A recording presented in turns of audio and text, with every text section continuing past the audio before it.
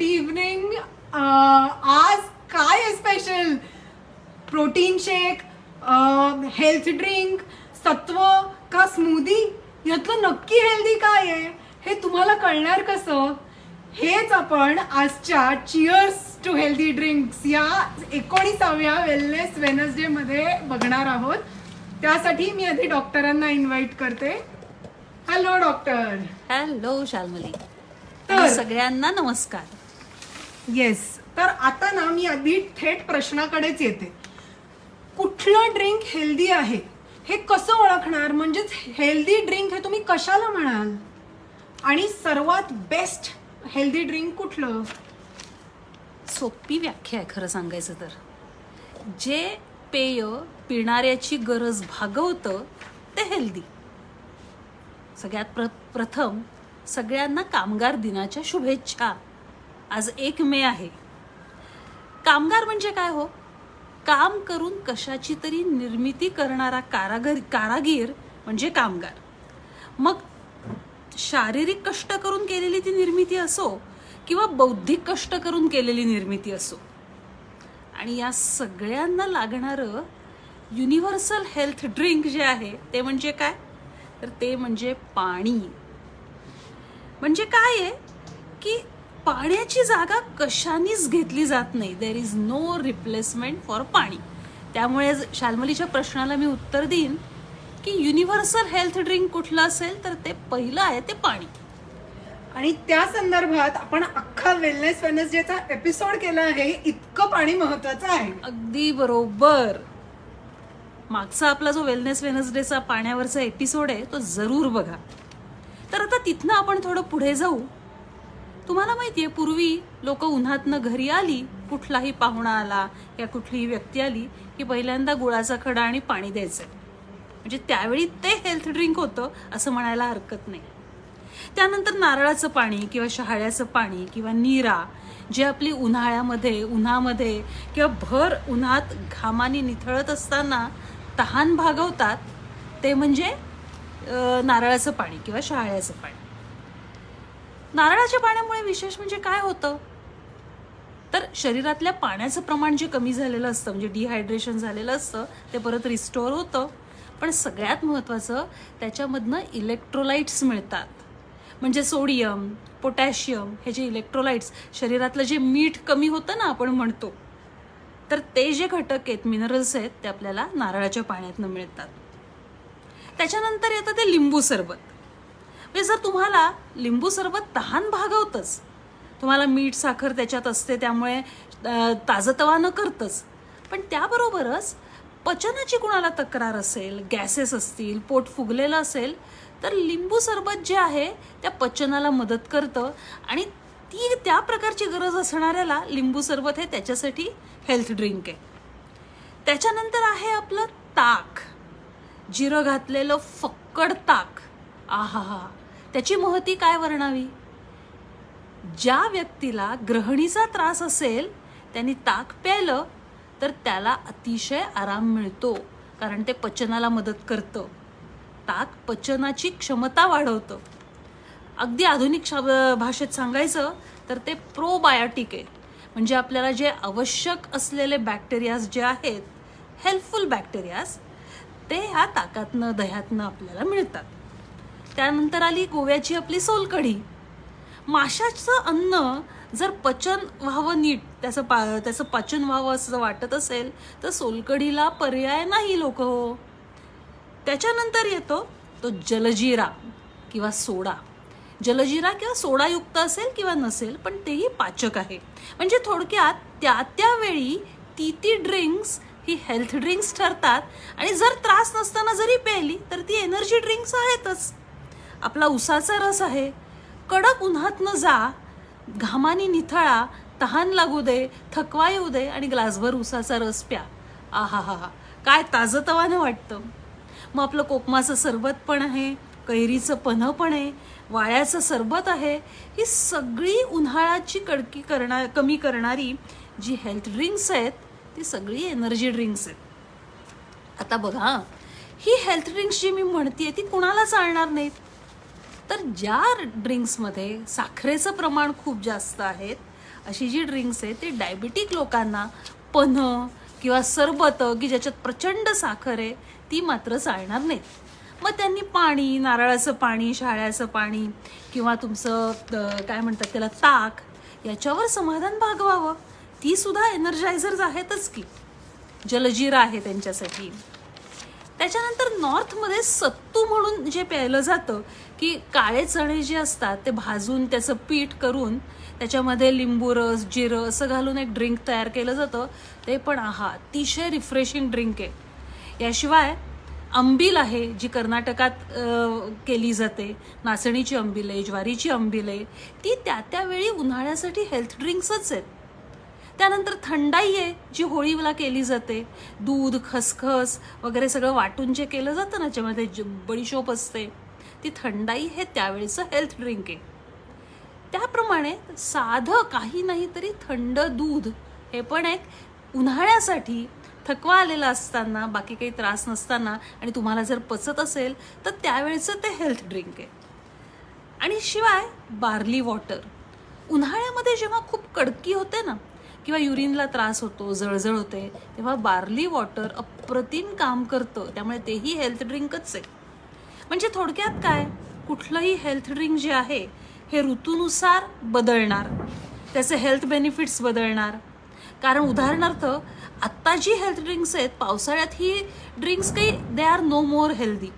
मग पावसाळ्यात गरम पाणी हे हेल्थ ड्रिंक असेल किंवा गरम दूध आणि हळद हे पावसाळ्यातलं हेल्थ ड्रिंक असेल, जे सध्या जगभर टर्मरिक लाटे या नावाने प्रसिद्ध आहे. आल्याचा चहा हे पावसाळ्यातलं हेल्थ ड्रिंक असेल किंवा थंडीतलं गरम पाणी, लिंबू, आलं याचं कॉम्बिनेशन आहे ते त्या वेळेचं हेल्थ ड्रिंक असेल. गवती चहा हा सुद्धा पाऊस पडत असताना किंवा अंग ठणकत असताना एक उत्तम हेल्थ ड्रिंक आहे. धनेजिऱ्याचं पाणी किंवा धनेजिऱ्याचा फांट आपण म्हणू, गरम पाण्यात धनेजिरे भिजवायचे किंवा धनेजिऱ्याचा हिम म्हणजे रात्रभर थंड पाण्यात धनेजिरे भिजवायचे आणि दुसऱ्या दिवशी गाळून ते पाणी प्यायचं. ही लघवीची आग कमी करतात. त्यामुळे ती त्यावेळेची हेल्थ ड्रिंक्स आहेत. ओके, थोडक्यात काय, हेल्थ ड्रिंक ही अत्यंत सापेक्ष कल्पना आहे. सापेक्ष म्हणजे रिलेटेबल कल्पना आहे आणि ती ऋतूनुसार आणि प्रकृतीनुसार नक्कीच बदलत जाईल. तुमच्या शरीराच्या गरजेनुसार ती बदलते. येस. ओके, हे आता आपण एरवीच जे पीत असतो किंवा पेय म्हणून पितो ती कशी हेल्दी आहेत हे पाहिलं.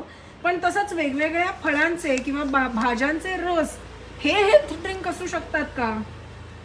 कसं आहे ना, आपल्याला प्रत्येक हेल्थ ड्रिंकचा म्हणजे फळांचा, भाज्यांचा ज्यूस सुद्धा त्याचा उपयोग आहे किंवा ते हेल्दी आहेत की अनहेल्दी हे तुम्ही कधी घेताय यावर ठरणार आहेत. म्हणजे तुमच्या शरीराची गरज, तुमची पचनशक्ती, ऋतू याचा विचार करणं महत्त्वाचं. योग्य वेळी घेतलेलं ड्रिंक हे हेल्थ ड्रिंक हवं असेल तर ते कधी, काय, केव्हा घ्यावं हे समजून घेतलं पाहिजे. उदाहरणार्थ उन्हाळ्याची लाही कमी करायची असेल तर संत्र्या मोसंब्याचा, कलिंगडाचा ज्यूस घ्या. डायबिटीजसाठी आवळ्याचा ज्यूस किंवा जांभळाचा ज्यूस घ्या. हार्टसाठी डाळिंबाचा ज्यूस उत्तम आहे.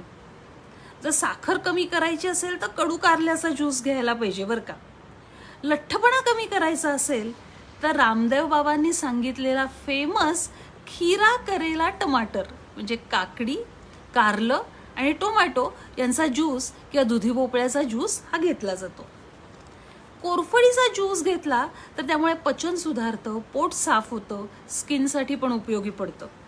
आणि जर शरीरातलं लोह वाढवायचं असेल तर गाजर किंवा बीटरूट ह्यांचा ज्यूस तुम्ही घ्या किंवा अजीवनसत्व सुद्धा त्यातनं मिळेल. पालकाचा ज्यूस घ्या.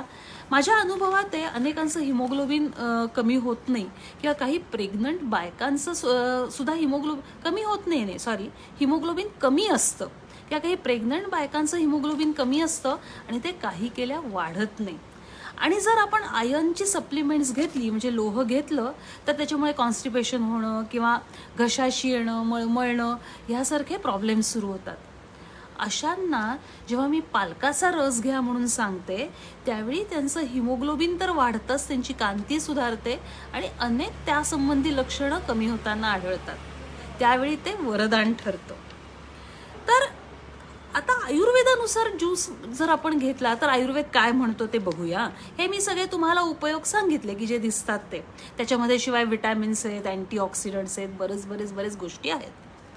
आयुर्वेदानुसार कोणत्याही वनस्पतीचा स्वरस म्हणजे ज्यूस, मग तो फळांचा असो, पानांचा असो, मुळांचा असो किंवा अजून कुठल्या भागाचा असो, स्वरस हा पचायला अवघड असतो. कशापेक्षा? चूर्ण, काढे, हिम, फांट वगैरे ज्या वेगवेगळ्या औषधी कल्पना आहेत त्यांच्यापेक्षा सगळ्यात जास्त ज्यूस हा पचायला अवघड. त्यामुळे ज्यूस प्यायचा असेल तर प्रथम तुमची पचनशक्ती तपासा, ती व्यवस्थित हवी.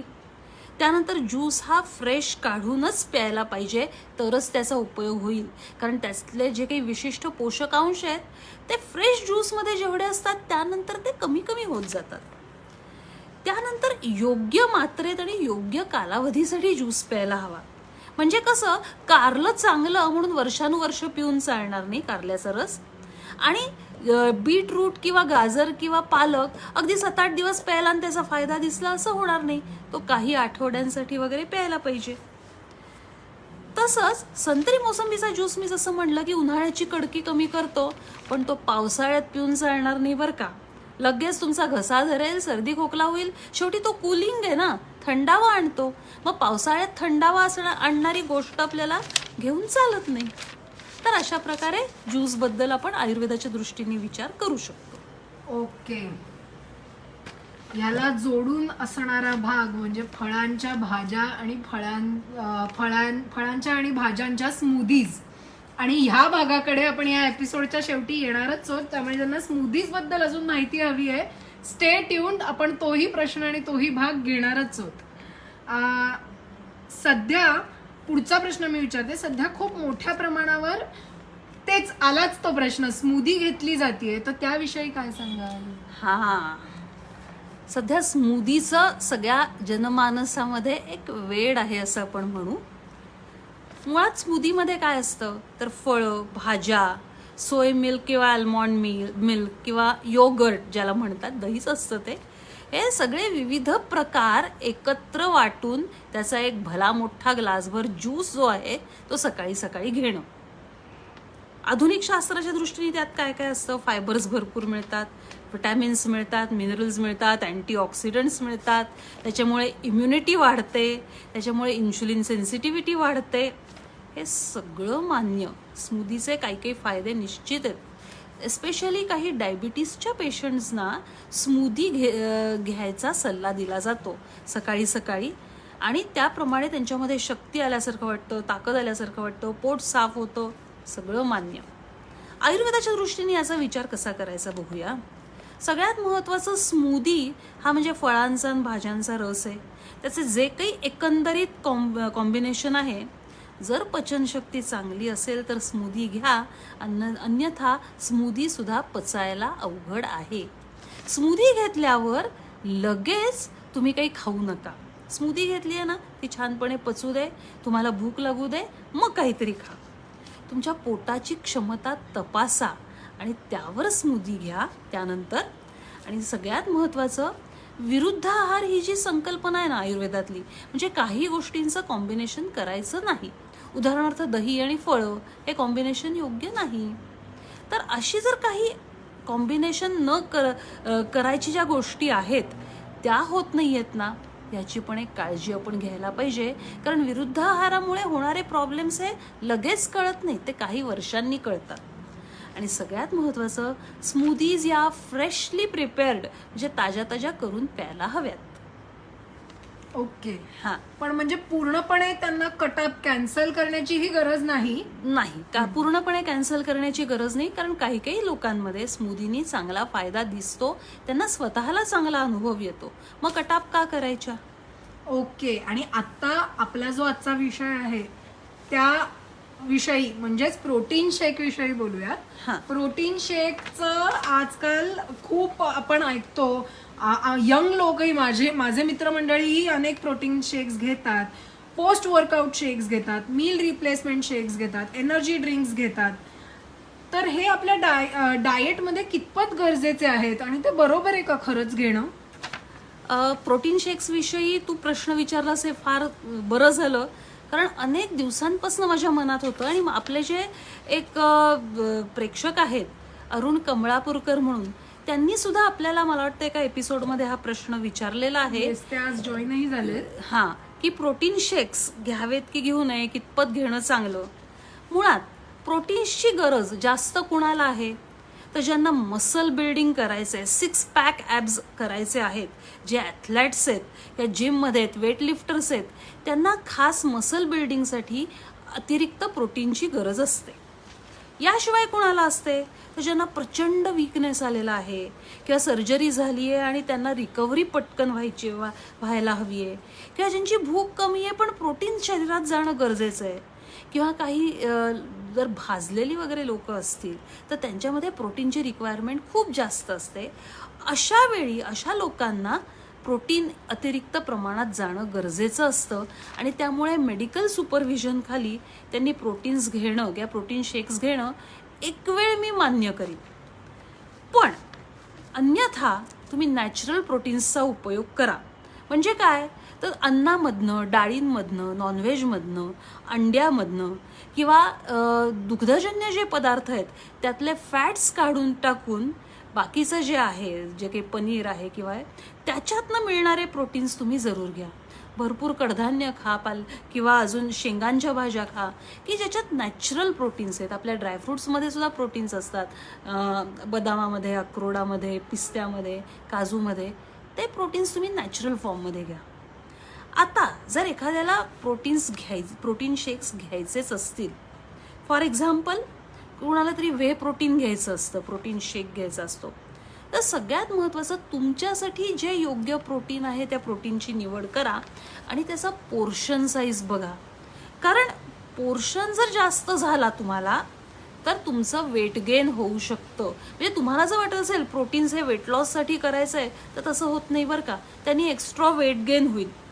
आणि सगळ्यात महत्त्वाचं तुम्ही जे प्रोटीन घेताय ते मील रिप्लेसमेंटसाठी आहे का पोस्ट वर्कआउट आहे याचा विचार करा. कारण मील रिप्लेसमेंटसाठी जर प्रोटीन असेल तर तुम्हाला फक्त ते प्रोटीन घ्यायला लागेल. कारण काही काही प्रोटीन शेक्स आहेत असे की मील रिप्लेस करता येतं, नाही जेवलात तरी चालेल, तेवढा एक शेक घ्या आणि बस.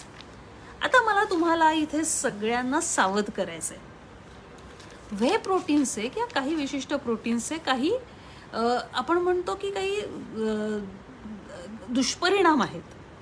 ते कुठले असू शकतात त्याचा आधी विचार करूया. बरेच वेळेला प्रोटीन पावडरमध्ये शुगर असते किंवा आर्टिफिशियल फ्लेवर असतो किंवा थिकनर असतो की घट्टपणा हवा यासाठी. आणि डायबिटीसच्या लोकांना किंवा कुणालाही आर्टिफिशियल फ्लेवर किंवा थिकनर जे आहे त्याचा त्रास होऊ शकतो किंवा शुगर वाढू शकते.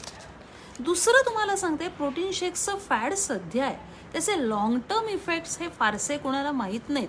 लगेच दिसणारे इफेक्ट्स जे चांगले असतील पण लॉंग टर्ममध्ये काही असतील तर ते अजून समोर यायचे. तिसरं म्हणजे अनेकांना प्रोटीन शेक्समुळे पोटात दुखणं किंवा पोटात खळबळ माजणं किंवा ब्लोटिंग म्हणजे गॅसेस होणं, पोट फुगणं, कॉन्स्टिपेशन म्हणजे होणं, या गोष्टी होऊ शकतात.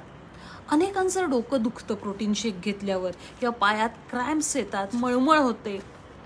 काही जणांना प्रोटीन शेकमुळे पिंपल्स येतात. आणि हे मी मनचं सांगत नाही आहे, हे अनुभवी लोकांनी लिहिलेलं अनेक रिसर्च पेपर्समध्ये जे दिलं आहे ते सांगते. अनेकांना पिंपल्स येतात. अजून एक होतं बरं का, न्यूट्रिशनल डेफिशियन्सीज. म्हणजे खूप प्रोटीन घेतलं ना की बाकीची जी न्यूट्रियंट्स आहेत, विटॅमिन्स आहेत, मिनरल्स आहेत, त्याचं ॲब्सॉर्प्शनच पोटातनं म्हणजे इंटेस्टाईन्समधनं होत नाही आणि त्यामुळे प्रोटीन अतिरिक्त घेता पण इतर न्यूट्रिशनल डेफिशियन्सीज तुम्हाला होऊ शकतात. बरेच वेळेला ऑस्टिओपोरोसिस होतो आणि बोन डेन्सिटी कमी होते प्रोटीन शेक्समुळे, कारण प्रोटीन्सच एवढे घेतले जातात. मी आर्टिफिशियल प्रोटीन शेक्स म्हणते की त्याच्यामुळे बोन डेन्सिटी कमी होण्याचे चान्सेस असतात. अजून एक महत्त्वाचं, काहींना ते प्रोटीन्स डायजेस्ट होत नाही आणि युरिक ॲसिड वाढण्याचा धोका असतो. आणि तुम्हाला माहिती असेल युरिक ॲसिड वाढलं शरीरातलं तर ते सांध्यात जाऊन बसतं आणि गाऊट किंवा गावटी आर्थरायटिस या प्रकारचा जो संधिवात असतो तो होण्याची शक्यता युरिक ॲसिड साठलं तर जास्त असते. काही जणांमध्ये किडनी डॅमेजसुद्धा होऊ शकतं किडनीवर परिणाम होऊ शकतो अतिरिक्त प्रोटीन्समुळे. आणि सगळ्यात महत्त्वाचं, ते जे काही प्रोटीन्स घेतल्यावर पोट वगैरे फुगतं ना, त्यामुळे जे चांगले बॅक्टेरियाज आपल्या इंटेस्टाईन्समध्ये असतात मोठ्या आतड्यात, ते कमी होतात आणि वाईट बॅक्टेरियांची वाढ होते आणि त्यामुळे कॉन्स्टिपेशन, पोटात दुखणं, क्रॅम्प्स येणं हे प्रकार होऊ शकतात. आता तुम्ही सांगा, प्रोटीन्स खायचे, प्रोटीन शेक घ्यायचा की नॅचरली अन्नातनं मिळणारे प्रोटीन्स घ्यायचे, हे आता तुम्हाला ठरवायला मदत होईल. म्हणजे खरंच गरज आहे का आपल्याला प्रोटीन शेकची, का आपण अन्नातल्या सोर्सेसमधनं आपण प्रोटीन्स घेतले तर आपल्याला पुरणार आहेत, याचा विचार करा आणि अननेसेसरीली प्रोटीन शेक घेऊ नका. ओके, या ठिकाणी आपले ठरवलेले प्रश्न संपले आहेत. आणि कोणाला जर प्रश्न विचारायचे असतील तर ते जरूर विचारावेत. मला वाटतं की आपण जे दररोज खातो किंवा पेय म्हणून पितो, त्यांना हेल्थ ड्रिंक म्हणून पाहण्यापासून ते आजकाल जे प्रोटीन शेक किंवा मील रिप्लेसमेंट शेक ह्याविषयी जे सतत सातत्याने बोललं जात आहे किंवा लिक्विड डाएट विषयी बोललं जात आहे, तर ह्या सगळ्या गोष्टी तितक्याच महत्त्वाच्या आहेत कव्हर करणं. आणि होपफुली तुम्हाला तुमच्या या संदर्भातल्या प्रश्नांची उत्तरं ह्या एपिसोडमधनं मिळाली असतील. प्रश्नही जरूर विचारा कोणाला काही असतील तर. तोवर मीनवाईल मला एक प्रश्न आलाय, आपण तो थोडक्यात ॲड्रेस करूयात. You too have some sort of a health drink, right? How does it benefit? Great. So असा प्रश्न आहे. आणि अर्थातच येस, आपण ब्लूमार्क फूड्सचं शेक मिक्स आहेच आहे. आणि ते कसं वेगळं आहे हे डॉक्टर सांगतीलच थोडक्यात. आणि त्याविषयीची अधिक माहिती तुम्हाला ब्लूमार्कच्या पेजवरही मिळेलच, सो तीही जरूर पाहावी. आता आपण फक्त त्याचे फायदे काय आहेत हे 2 वाक्यात बघूयात. येस, ॲक्च्युली काय माहिती आहे का, प्रोटीन शेक्सची एवढी क्रेज, लोकांना काहीतरी हवं असतं, असं असताना मला असं जाणवलं की योग्य असं हेल्थ ड्रिंक लोकांना दिलं पाहिजे. त्यात होतं काय की जे डायबिटिक लोक असतात किंवा स्थूल असतात, त्यांना ना बरेच वेळेला थकवा येतो. आणि जर आपण बाकीचे शेक्स घेतले जे काही सध्या अवेलेबल आहेत ते, तर त्याच्यामुळे साखर वाढते, वजन वाढतं आणि त्यामुळे ते एनर्जी ड्रिंक्स फक्त साखर या माध्यमातून मिळतात. पण साखर ज्याच्यात जास्त नसेल पण एनर्जी मिळेल, ज्याच्यात 100% नॅचरल गोष्टी असतील आणि त्याच्यामध्ये आर्टिफिशियल फ्लेवर, स्वीटनर किंवा असं काहीही नसेल, अशा प्रकारचं ड्रिंक तयार करण्याचा माझा विचार होता. आणि त्याप्रमाणे गेली 7 ते 8 वर्ष त्याच्यावर रिसर्च करून आम्ही हे एनर्जी ड्रिंक मिक्स एक पावडर फॉर्ममध्ये तयार केलं, जो प्रोटीन शेक नाही, जी मील रिप्लेसमेंट नाही, ते सप्लिमेंट आहे की जे तुम्ही पाण्यात किंवा दुधात किंवा पाणी आणि दूध या मिक्सचरमध्ये मिक्स करून घेऊ शकता. त्याच्यामुळे थकवा जातो, शुगर वाढत नाही, अनेक तुमची लक्षणं कमी होतात. Okay, yes. आणि आता त्याचे बेनिफिट्स कसे आहेत त्या अँगलने आपण बघितलंच आहे. त्या व्यतिरिक्त ज्यांना माहिती हवी असेल त्यांनी आम्हाला जरूर संपर्क करा. आपण आता इथे आरोग्य तरंगामध्ये आलेला पुढचा प्रश्न घेऊयात. पर डे प्रोटीनची रिक्वायरमेंट किती असते असं वंदना कुलकर्णी विचारतात. पर डे प्रोटीन रिक्वायरमेंट साधारण 10 ते 20 ग्रॅम असते ऑन ॲन ॲव्हरेज. ती वाढूही शकते त्या त्या शरीराच्या कंडिशनप्रमाणे. ओके मॅडम, तुम्हाला होपफुली तुमच्या प्रश्नाचं उत्तर मिळालं असेल तर मला एक थम्सअप देऊन कळवा, म्हणजे मला. मॅक्सिमम रिक्वायरमेंट आहे ती 30 ग्रॅम आहे, त्यापेक्षा जास्त नाही. Okay, so maximum requirement per day प्रोटीनची 30 ग्रॅम आहे. अजून कोणाला काही प्रश्न असतील तर त्यांनी ते जरूर विचारावेत. प्रश्न येत नाही आहेत अजून आपल्याला ह्या विषयीचे. अजून प्रश्न किंवा अजून जर कोणाला शंका उपस्थित झाल्या तर अर्थातच जे नेहमी सांगतो आम्ही तेच, कमेंट बॉक्समध्ये कमेंट करून आम्हाला जरूर कळवा. म्हणजे पुढच्या आठवड्यात किंवा पुढचे जर नवीन विषय तुम्हाला हवा असेल एखादा कव्हर करायला, तर तसे आम्ही वेलनेस वेनसडे डिझाईन करू शकतो. तत्पूर्वी परत एक नेहमीच मी जी आठवण करते ती, आपलं यूट्यूब चॅनल आपण सुरू केलं आहे, ज्याच्यावर हळूहळू इंग्रजी, हिंदी माध्यमातूनही आपण कॉन्टेंट प्रसिद्ध करणार आहोत. सो तेही नक्की फॉलो करा. मी त्याची लिंक टाकतीच आहे डिस्क्रिप्शन बॉक्समध्ये. आणि आज आत्ता कोणाला प्रश्न मला दिसत नाहीयेत, त्यामुळे आपण थांबूयात. पुढच्या आठवड्यात 20व्या वेलनेस वेनसडे मध्ये आपण सगळे नक्की भेटूयात. नक्की जॉईन करा. शुभरात्री.